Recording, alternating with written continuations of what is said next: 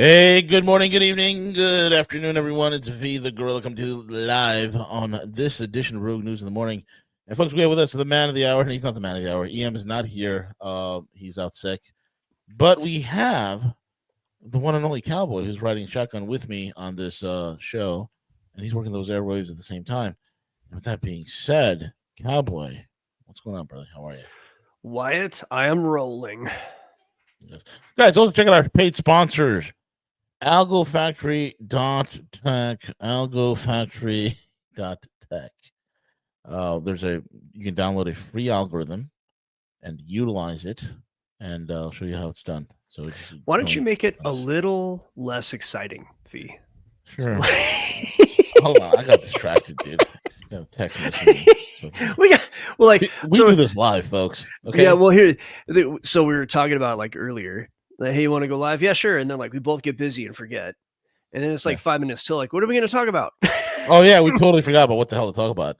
But we can talk about Le Petit Napoléon. Le Petit Napoléon. Le Petit Napoléon. Emmanuel Macron. We can talk about him. We can talk about. There's a lot of shit going on, man.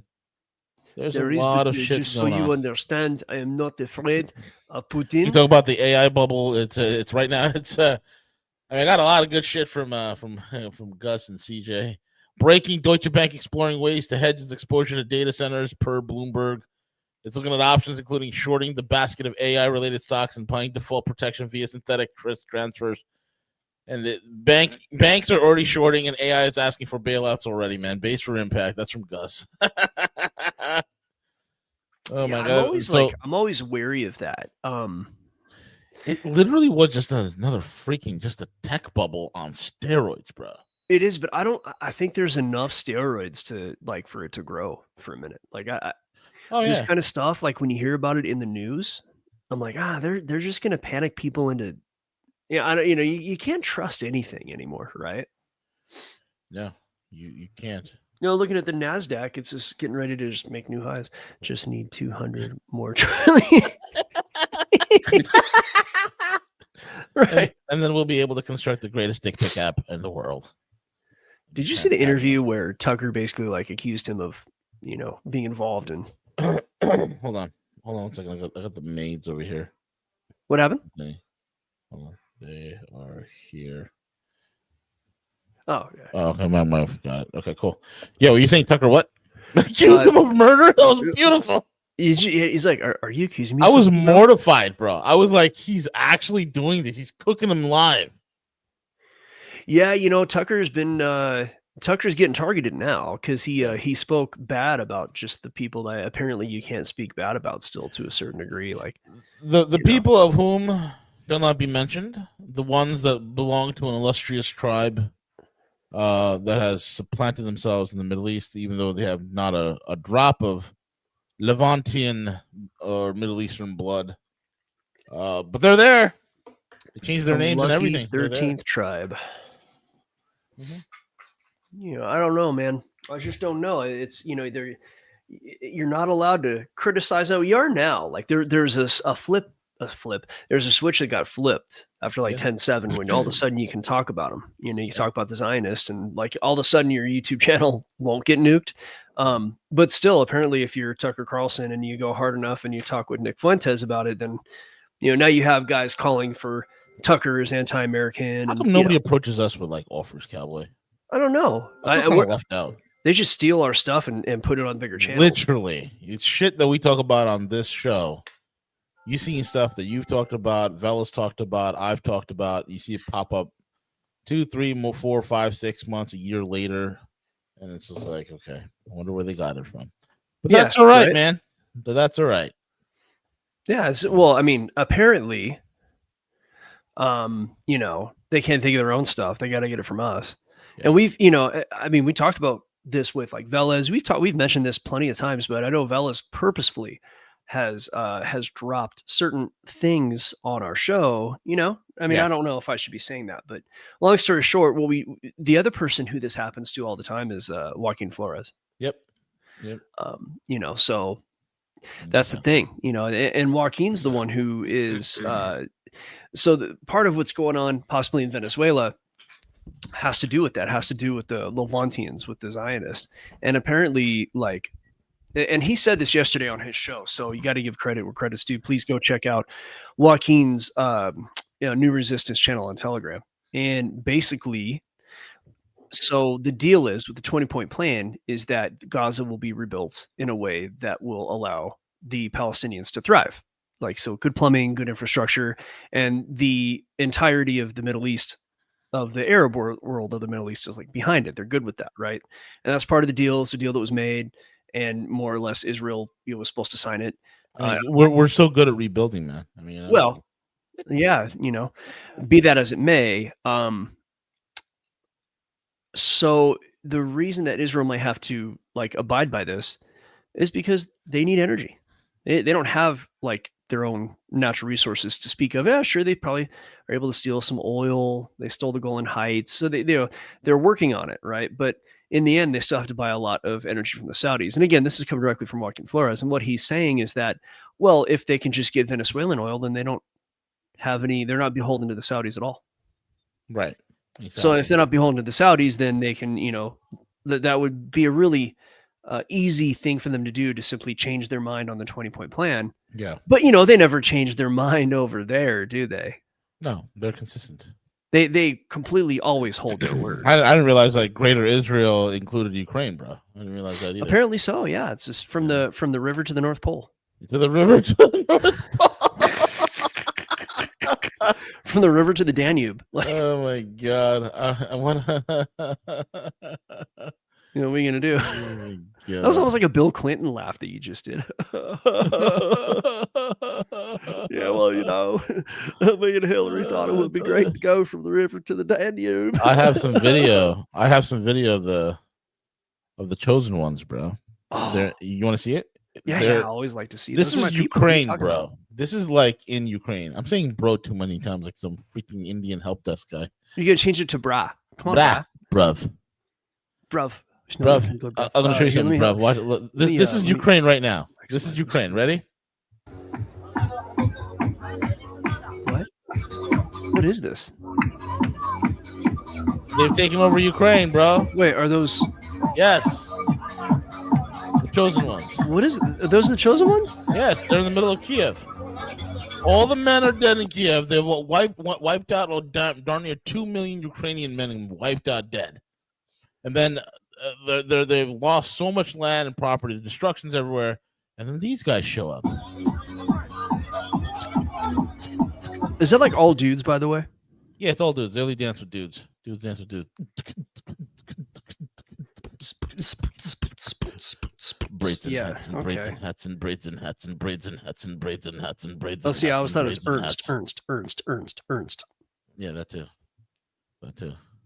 I don't know, man. I just don't know. Let's see here. I got more. I got some more content here, bro. Yeah, let's get the content on. I'm excited that La Petite Napoleon wants to take on Putin. It just sounds like. Yeah, let's bring that. Let's get into that. Let me. I'll bring the article up on the hedge here. Give me a second. While you do that, let me also show you this. This is also key to this whole Ukrainian situation. Okay. So let's see it. Look at this. Oh my God. With the appointment of Dennis Schmeinel. Sounds like Schmiegel.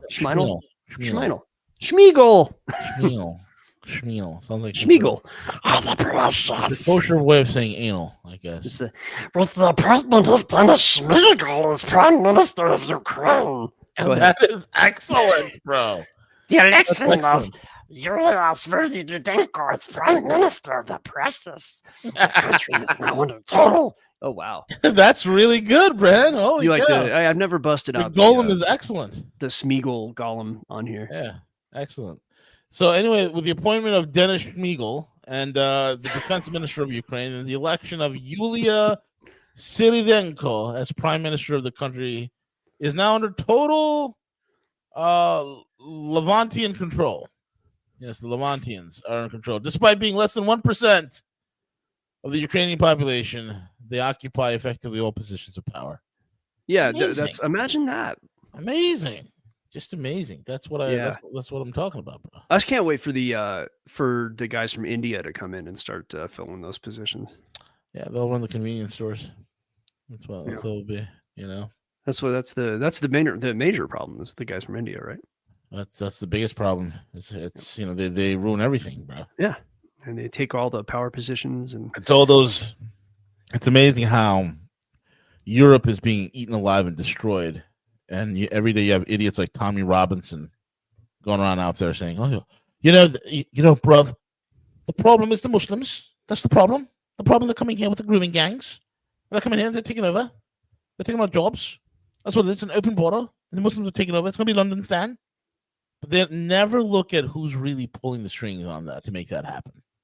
Never. Well, I mean, it's you have the foot soldiers, and then you have the generals. Yeah, exactly correct. So talk to me, Emmanuel Macron. He's beating his chest. He thinks he's got a pair of large ones. He wants to talk to he wants to bow up to the most prolific leader of the world, or one of the two most prolific leaders of the world, which is Vladimir Putin. I actually have him here with me. He wanted to speak on his own behalf. Oh God. Basically, I don't want to talk too publicly about what happened, but basically, my wife, who is really my husband, smacked me in the face. And with what now did he smack you in the face with? With a very large appendage, and that appendage was very embarrassing. And so what we're doing now is we're going to send men to die in Ukraine so that I can feel better about myself. Excellent. So the Russian Foreign Intelligence Service, SVR, reported that France is plotting to deploy 2,000 soldiers, the core of which will be Latino assault troops. What? Dude, the French are such pussies. They always use. They won't even send their own. They're sending Latinos. We will be sending the Latinos. Dude, Latino assault troops from the French Foreign Legion, who are presently undergoing intensive training in Poland. They didn't even train in France. No, they're not even allowed in France. So that's how scared of their own Foreign Legion these assholes are. It's unbelievable. They're not French. They don't train in France. No, and they're sending them to go fight France's wars. It's probably being paid for by American tax dollars. It's being paid for by something. NGOs. I mean, France is just a joke. What's 2,000 soldiers going to do? They're going to get vaporized. They're going to be liquidized. They're going to be liquefied in as soon as they hit the ground running. It's just the most stupidest thing in the world. I mean, the Russians will use their guts to grease their rifles with. This follows Chief of Staff French Army Pierre Schill declaring that his country will be ready to deploy troops to Ukraine next year as part of its security guarantees. Here's a country that is a joke. The most jokest of joke countries to never ever take seriously is France. And then here you are, the French are trying to throw their measly little weight around. The little poodle is trying to throw its weight around against the Russian bear. I mean, this is hilarious. Putin earlier warned that any foreign troops there would be a legitimate target. 100%. Well, it won't be the first time the French have lost entire groups, entire platoons of soldiers that they sent under various private military contractors. Well, the French aren't even sending French troops, though. So the French won't lose anything. That is correct. They are too busy making cuckold videos for their wives and their North African boyfriends. Oui? Well, I could tell you from personal experience that I have the best selection of the cook chair. I have 3 cock chairs in my house, so me and my buddies could all get cooked together. Yes, correct. Correct. Yeah, no, they're sending So what? They're sending some Brazilian guys? Send some Colombians? No, probably Colombians and God knows who. Bolivians and anybody else. Who knows, man? I mean, this is the Colombians have been being trained up or cartel members, not necessarily Colombians, but cartel members have been trained in Ukraine for some time, according to EM. So a lot of those people who have been fighting and training over in Ukraine are now embedded here in the U.S., according to what he's got to say. Emmanuel Macron first flirted with deploying the troops to Ukraine in February of 2024, but nothing came of it, likely due to the reluctance among his NATO allies to risk World War III. See, when Macron, who's the most unpopular French president right now, his polling is in the single digits. He's already lost his governmentship, and like, what the hell is he doing? Right, this is a Rothschild banker, right, who's married to a man, an old man, no less. And this is what he's doing. He's a deranged psychopath, right? This is a pedo. This is a sicko individual right here. 1 year later, new Secretary of Defense, now War, Pete Hegseth, informed the bloc that the U.S. won't extend Article 5 security guarantees to allied troops in Ukraine. Since then, reports circulated that Trump might authorize U.S. intelligence and logistics support for precisely such a post-war deployment. Well, that's a good thing. So we're basically saying, if you assholes want to go at it in Ukraine, we're not going to provide no Article 5 guarantees, which is great. No, yeah, they can't. So the only time Article 5 is ever in play is if they get attacked. Well, it's on NATO soil. Oh, okay. So it's got to be on like in French soil, or sure. it can't be on like foreign, non-NATO country soil. Yeah. These rumors followed his Anchorage summit with Putin and preceded the U.S.'s latest escalation against Russia by 2 months. The latter of which assessed that here as being driven in part by the Trump, believing that he can coerce Putin into the most realistic maximum concessions possible. About that, Russia's unlikely to ever cede the disputed territories under his control, since the Constitution prohibits that. But it's hypothetically possible that it could also accept the deployment of Western troops to Ukraine one day. It's important, if some consider this to be a political fantasy, since that doesn't distract from the argument that Trump is formulating U.S. policy towards the Ukrainian conflict with the scenario in mind, where this potentially French-led force would deploy during hostilities. I'm not even going to take this seriously, man, because it's like, what the hell's 2,000 French Foreign Legion going to do? Well, here, Veles is adding to the conversation here, saying that Veles has been saying for 2+ months, what happens if Russia takes Pokrovsk? It's essentially it. This is why France and others are making these statements. So this might be just a hollow threat, if you will. It's just, it might be some kind of attempt to deter that. Dude, the Russians are done. They're, you know what I mean? Yeah. Like the Russians are done with this. They just want it. Look, it's not cheap to wage war. Russia is fortunately able to do it because they have resources and they have China backing them up. But in the end, war is not profitable. Now, and somebody said this, I think yesterday, I forget who it was. I think it was XF, again, Joaquin Flores. In the US, war is business, right? Like, we have private companies making all the parts, but in places like Russia and China, you don't have oligarchs profiting on, like weapons in the same way you do in the US. Right? So there's a bit of a difference in the way that all works. Yeah. Like it costs Russia money. It costs the U.S. money too. It costs us to wage war. It costs the taxpayers money. But you get these profiteers that make a lot of money on the war, and apparently that's not necessarily the case, or at least to the same extent, right? Russia and China. So Russia doesn't want to fight. I think they were kind of forced into it in a way. I know no one wants to hear that, but I don't know. I'll stop talking about it. It's I'm getting in the weeds a little bit. Shifting gears just a little bit. We have a major economic problems. Major. Food prices are still high. Energy prices, in spite of what the White House is saying, have you run it anywhere into, less than $2 gasoline? No, I haven't seen that since like for 20 years. Yeah, exactly. But yet we're told the gas is like $1.80 or something like that. I'm told gas is 25 cents the way the administration is talking these days. But 25 cents for 10 gallons, right? Yeah, something like that. So cheap. Energy is plentiful. It's everywhere. 25 cents in pre-1965 silver dimes. Yeah. Absolutely. But you got to do a little math on that one. Oh, yeah. So we have the mortgage crisis. We have people that right now cannot afford to buy homes, man. And now one of the main indicators, especially now, it's at the used car market, which has been on a tear for quite some time, but in the last 2 to 3 years has been systematically cratering. Now we have the largest used car dealership network in the country, which is CarMax. They're in a whole heap of trouble. We've seen Carvana going into bankruptcy. We've seen several other large dealers that are going out. Rightfully so. These assholes were mucking up cars.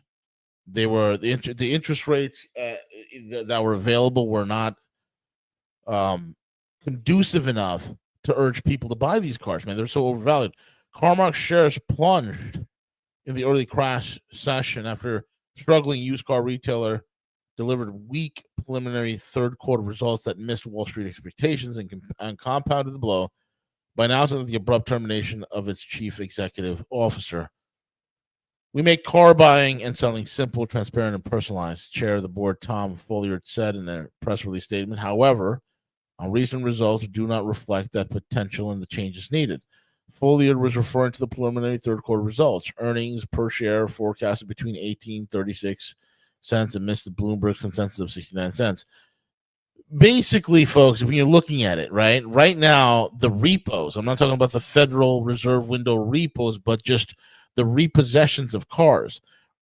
In many parts in the country, there are whole parking lots where tow truck or towing or repo companies are renting out because they have so many repos. And from what I'm hearing right now, Cowboy, the average monthly payment on a repo right now is $560. Okay, $560 a month car payment. I remember a couple of years ago, you can lease a very nice Mercedes E-Class for that amount of money. Yeah. But now you're seeing these repo lots. It's Nissan Altimas, it's Toyota Corollas and Camrys and Honda this and various SUVs. It's a bunch of cars that people can no longer afford because the job market is cratering. It's pretty bad out there. I know people and family members who are stuck. They want to move out of state. They want to move into different companies and corporations in very specified high paying fields, and there's nobody hiring. It's the most insane thing that's happening here. It's crazy town because the entire American economy is held together by basically 7 retarded companies that are trading their own stupid stock. That is where we are, and people are calling this an economic boom. And the Dow Jones Industrial is at 47,000 points and climbing. It's insane. Dow 50,000. Print the T-shirt, man. Shoot, we've been selling that T-shirt for years. Yeah, absolutely. It's incredible, man. Incredible. In brighter news, Nancy Pelosi's retiring. Oh man, it's hammer time. It's yeah. At the ripe old age of 85. But you know who's trying to supplant her? The guy who's trying to supplant her is some guy who was the campaign manager for AOC, as well as chief of staff for Bernie. And he's another corrupt individual. He's been investigated before for campaign finance laws being broken and all sorts of stuff. But that's one good thing, you know. She's gone. Yeah, and if it's, I'm all for the Democrats going farther left, because the farther left they go, the better chance that everybody else has a chance of staying away from Democrat-run stuff. Yeah. Speaking of Democrat-run stuff, we have Mamdani and his all-women transition team. Oh yeah, he's part of that team, by the way. That's why it's all women. All women, yes, absolutely. So that's great. He's, okay, fine. Dude, I don't know. You'd think that the virtue signaling would end, but if it's one thing that the left is very good at doing, it's doubling, tripling, and quadrupling down. Like, first of all, fine. If you have 4 females who are better qualified than everybody else, then have at it, man. I'm good with that. Yeah. But at least 50% of that team let's just say men and women were equal, because they're not, as far as skills are concerned. But let's say they were, then at least half the team would be male, right? From a pure percentage standpoint. And the reality is that, men and women are better at different things. So I don't know. I guess women are just better at being on transition teams, I suppose. Mm-hmm. That's got to be it. It I don't definitely know. is. This guy. He said, you know what he said? That he wants to empty all of the jails. That's what I saw on Twitter. I didn't listen to his sound clip, but it doesn't surprise me. He wants to empty all the jails. I don't know, because of oppression. He doesn't want to empty the jails. That's not true. Let him do it. Yeah, that's Gotham is yours. Do with it as you please. Pretty much. Absolutely. What did Gus say yesterday? I think we were joking about it in our private chat. Gus said, like, there's going to be no more cars to steal in the Bronx or something.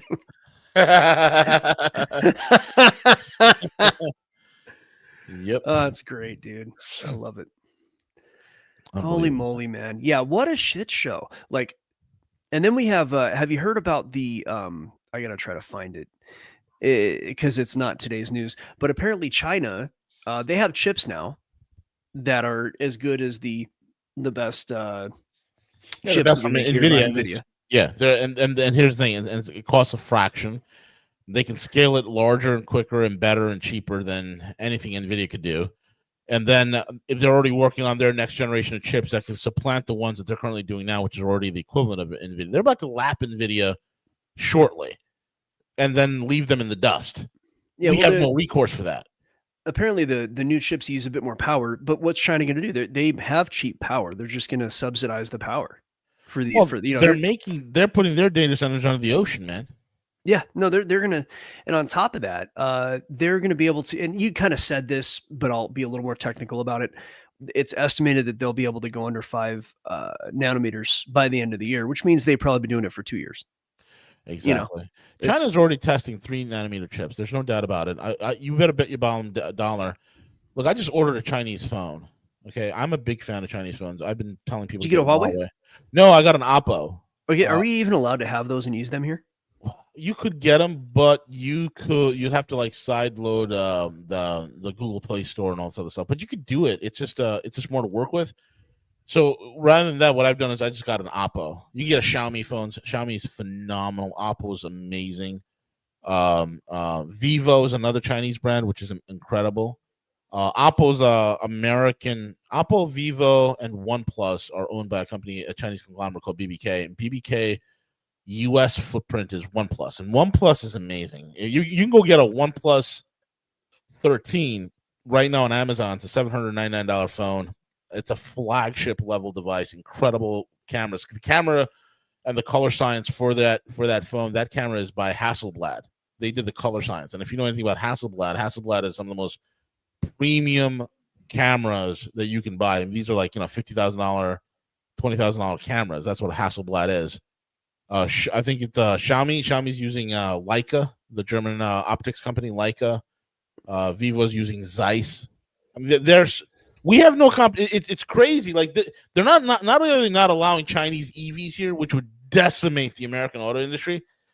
They're not allowing Chinese phones here. The only reason why the Samsung Fold 7 got slightly bigger and slightly thinner is because of international competition with Chinese brands, which leave the phones in the dust. So, we don't have choice. We have cartelism. Most Americans think, oh, we have capitalism. No, we don't have capitalism. We have cartelism. It's 2 or 3 companies, in everything that dominate, right? Look at your telecom, right? Or your cell phone service. You either have Verizon, T-Mobile, or AT&T. Look at your, your transportation, right? Your car companies, GM, Ford, Stellantis. It's always 2 to 3 companies. Media companies, same thing. Everywhere. Pharmaceuticals, same thing. It's always cartelism.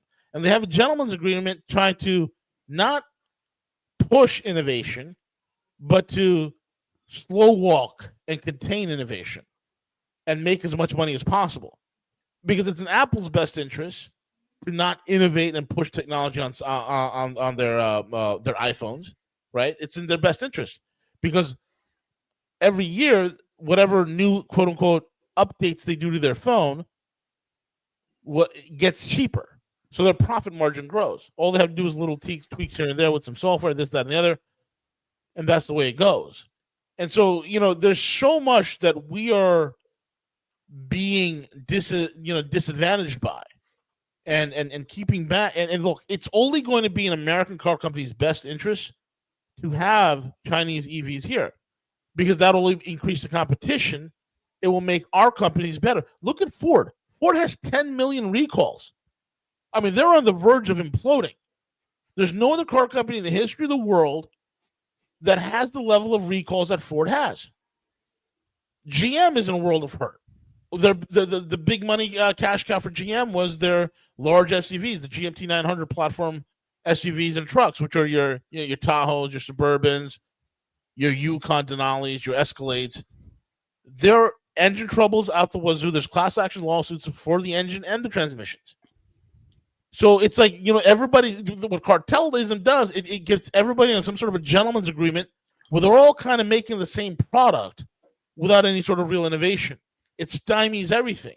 We get real competition here from international companies like in China and whatnot, and it would only help make our products better, right? It would help elevate the competition, and the strong American brands will be the ones that survive. The ones that can adapt to all of this, I wonder if this is true from Fei Liu. No, it is. It is. The Ford CEO went and checked out the Xiaomi SU7. He was blown away by it. He saw what the Chinese were doing, and he said, "This is an extinction level event. There's nothing we can do to even match this. It's that good." The Xiaomi SU7, and also they have their supercar that just did like darn near 300 miles an hour on. Oh, was that them? Track.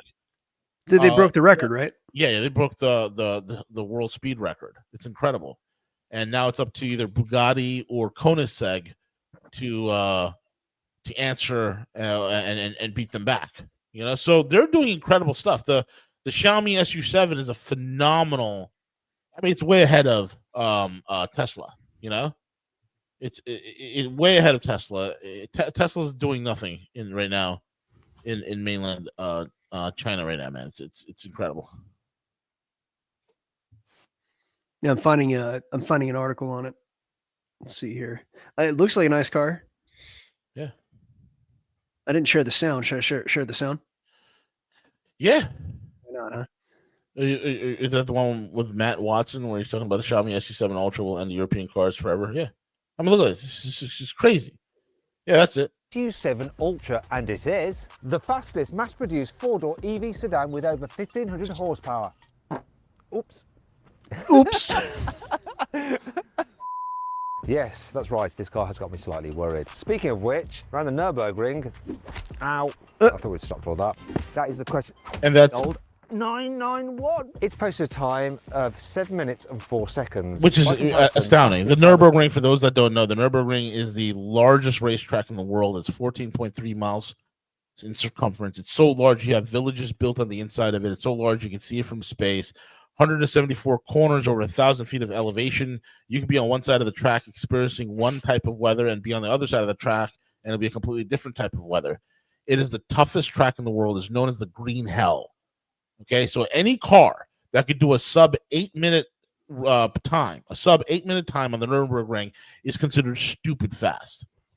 So you're dipping into the 7.08. Now you're in rare air. You're in like supercar territory for a 4-door electric sedan. That's incredible.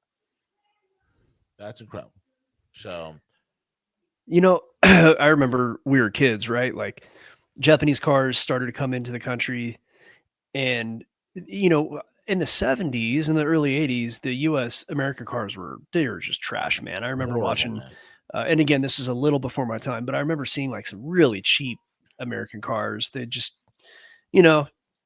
sheet metal pressed together with an engine bolted on. Like it really sucked ass. And then when the Japanese cars came in, there was a bit of a step up. And then starting in like kind of like the mid to late 90s, early 2000s, US cars started to get a little bit better. Now we could blame tech and say, oh, well, the tech got better. But in reality, I mean, look, if you have Japanese cars in the US market, US cars still have to sell. It caused the cars to get a little bit better. Well, the same would be with Chinese cars if they just let it into a market. The problem is that the unions would just lose their money. Now, we could conceivably allow, China to have their factories over here. Mhm. I mean, that would be a way to do that. Is there a reason we're not doing that? Have our Exactly. employees making money building Chinese cars? Right. Why not? Exactly. And they'd be happy to. Everybody wins in something like that. Yeah, I mean, that was the whole, that was what Trump said he was going to do, was to onshore, foreign companies. They could avoid the tariffs by building their products here. Why not? Yeah. I'm gonna show a video. This is telling. Okay, this is really telling. If their cars are that much better, they are that much better. This is terrifying. Look at this. And you know what? Where's my damn hoverboard? Yeah. It's 2025, almost 2026. Where's my hoverboard? Yeah. This is a this is boasting Xiaomi. more than 1,500 horsepower. Price. So basically, this is Xiaomi SU7 against a Ferrari SF90. SF90's got about 1,000 horsepower, right? Yeah, and 800 more pounds too. Yeah. And the Xiaomi weighs more. Look at this. Bye. Yeah. That's a $75,000 Chinese car destroying a $600,000 Ferrari. EVs are always going to have more torque, though. I think even like a Model S would do that. Oh yeah, the Model the Plaid. Yeah. Yeah, the Plaid would do that. The Plaid would do that. Rushers, you have so much torque with those. Yeah, dude, it's hard for me, man. First of all, I don't want to drive an EV. I don't want my balls being fried by EMF all day long. First of all, that's the main reason. Secondly, I like freaking gas, dude. I love like the sound. I know I'm old, whatever, but the main reason is I don't want my balls fried. Yeah. You know what I mean? Like that's a lot of EMF you're throwing off. Yeah, you're sitting on a battery. Yeah, being cooked alive, bro. I love it. So I mean, it's I did hear though that a lot of the EMF actually comes from the computers they have inside the car. So your display, your big infotainment system and all that might be another reason. So I would be fine for dumbing that down. Mm-hmm. Fine. I don't need that shit. Right. Exactly. Yeah, it's fine. Exactly. But hey, man, it is what it is. It is what it is. What else is on the radar, man? Do we have anything else? I don't. I didn't. I think it's also kind of old news, so no need to really cover it. But the Nick Fuentes thing, like, V and I have been talking to the background. There seems to be like this push. Should we talk about this, V, as far as the danger of what people are being made to think? And like, I'll say it this way: there are a lot of people in this country who want the good stuff. Like they want conservatism. We want, freer markets. We want less immigration or good immigration or, shut the borders. We want all those things. And guess what, people? They're not all white people. So if your message is going to go out for the right wing to unite just because you're white, you're going to screw it all up. Yeah. You're going to screw it all up. If you make it about race, you're going to screw it all up. Yep. That's exactly. You know what I mean? Because, I mean, everybody knows me. I'm a blue-eyed dude. Like, no one's going to mistake me for anything besides white, even though I actually have like a fair percentage of black in me. But, V, you got what you got going on. There's a lot of people who are not white that want the same stuff as everybody on this channel, more or less. Exactly. If you're hearing a message that goes out and it's only to white people, you got to be aware of that message. That's what I'm trying to say. You got to be aware. Yeah. Exactly. That's all I got. I was going to say something here. Oh, yeah. So there's a tipping point right now where like the FAA is looking to close sections of airspace if this shutdown continues. You hear about that? No, I did not hear about this. Okay. So the tipping point here, let me pull up this article. Air traffic controllers warn of tipping point as U.S. government shutdown drags on. For many travelers, the nation's airspace was a scary place to be on Halloween. The FAA was forced to delay flights across the U.S. because of staffing shortages at dozens of air traffic control facilities, making one of the most difficult days to fly since the government shutdown began 5 weeks ago. What you're seeing is a lot of people who are truly having to call in sick to go earn money elsewhere, said one air traffic controller who works at a facility in the Midwest that handles high-altitude traffic. I think you're also seeing a lot of people who are just calling in sick because they're fed up, and they're like, well, I'm going to spend the holiday weekend with my kids for once. The government shutdown is taking a growing toll on air traffic controllers who are required to work without pay. That's insane. Staffing shortages led to major delays over the weekend, raising concerns. Why don't we just make government shutdowns where you lose half your pay if you're a congressman or a senator? Oh, they shouldn't get anything. They shouldn't get anything at all for the entire year. In fact, Because- what we should do with senators and congressmen is take it back a few hundred years where they don't make any money or barely any, and they work part-time, and lobbying is illegal, and they don't get any health care, and they're meant to be regular people who donate their time to try to run the country. Why don't we do that? Yeah, one could. That'd be wonderful. One could only wish. So now the FAA is looking at closing down certain airspaces around the country that could affect holiday travel in a big way. And now they're saying flights are on risk at this point. U.S. airlines scrambling on Thursday to rejig schedules, fielding a flood of customer queries after the U.S. ordered flight cuts of some of the nation's busiest airports. The latest travel disruption from the prolonged government shutdown.